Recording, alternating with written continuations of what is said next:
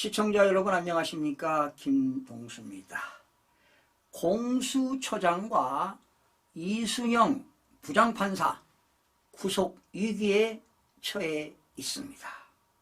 여러분, 공수처가요 윤석열 대통령에 대한 체포영장을 통상적으로 관할하는 서울중앙지방법원이 아닌 서울 서부지방법원에 발부한 것을 두고 영장 쇼핑이다, 이런 논란이 제기되고 있습니다. 이미 제가 말씀드렸죠.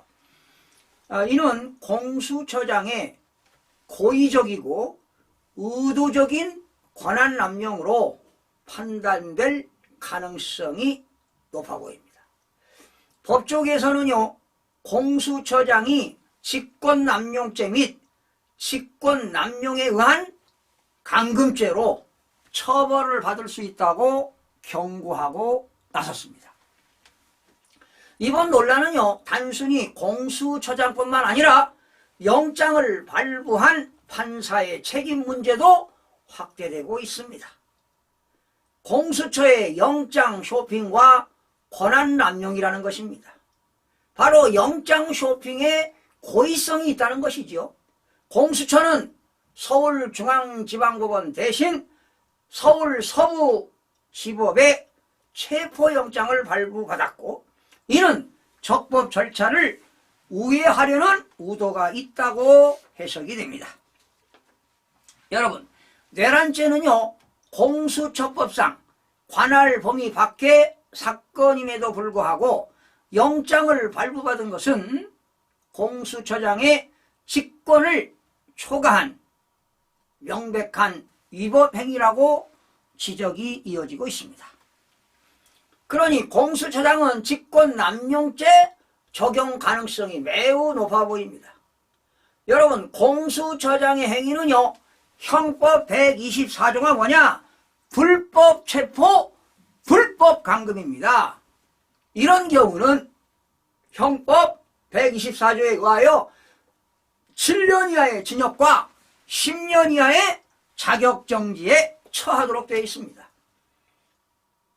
또한 영장을 발부받은 행위가 불법적인 체포 시도로 인정되면 공수처장은 책임을 면하기 매우 어렵습니다. 이번 공수처장은 지난 윤석열 대통령이 임명한 사람 아닙니까? 자, 그런데 영장을 발부한 판사의 책임에 공모 가능성도 제기되고 있습니다. 영장을 발부한 판사가 공수처의 권한남용을 인지하고도 이를 승인했다면 법적 책임을 면할 수 없다는 주장이 제기되고 있습니다. 여러분, 형법 30조에 의하면 공동정범이라는 게 있습니다. 공동정범. 바로 다른 범죄 행위에 직접 가담하지 않더라도 이를 적극적으로 승인하거나 협력하는 경우에 처벌을 받을 수 있다는 것입니다. 바로 이순영 판사의 공모죄 성립 가능성도 배제하지 않을 수가 있습니다. 바로 첫 번째는 직권남용 공모죄가 될 수가 있는데요. 영장 발부 판사가 공수처의 위법한 청구를 알면서도 이를 승인했다면 직권남용죄로 공범으로 처벌받을 가능성이 있습니다. 그러나 합리적인 근거도 부족한 것도 없지 않아 있습니다. 여러분, 내란죄는 공수처법상 수사권 밖의 사건으로 영장의 법적 근거 자체가 매우 약합니다. 그러니 공수처는 내란죄 수사 대상이 아닙니다. 검찰도 아니고 공수처도 해당이 안 됩니다.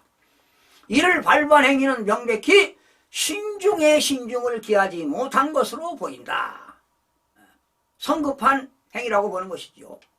자, 판사가 발부한 영장이 불법적인 체포 감금을 가능하게 했다면 이건 형법상 직권남용 체포 감금죄 방조로 관주될 여지가 있습니다.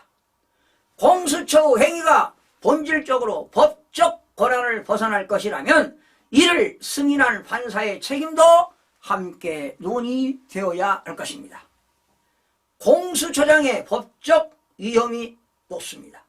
공수처장은 체포영장 청구 과정에서 권한을 남용했다는 지적과 함께 영장 쇼핑 논란으로 직권남용죄, 체포감금죄로 처벌받을 가능성이 매우 높아지고 있습니다. 또한 판사에 대한 책임 논의도 커지고 있는데요.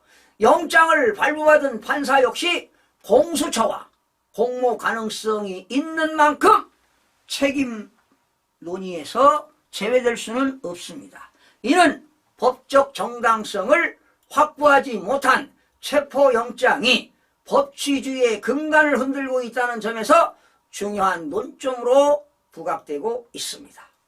자, 결론적으로 말씀드리면 공수처가 법적 권한을 남용해 영장을 발부받고 이를 집행할 행위는 명백히 법적, 절차적 정당성을 결여한 것이다, 이렇게 보는 겁니다.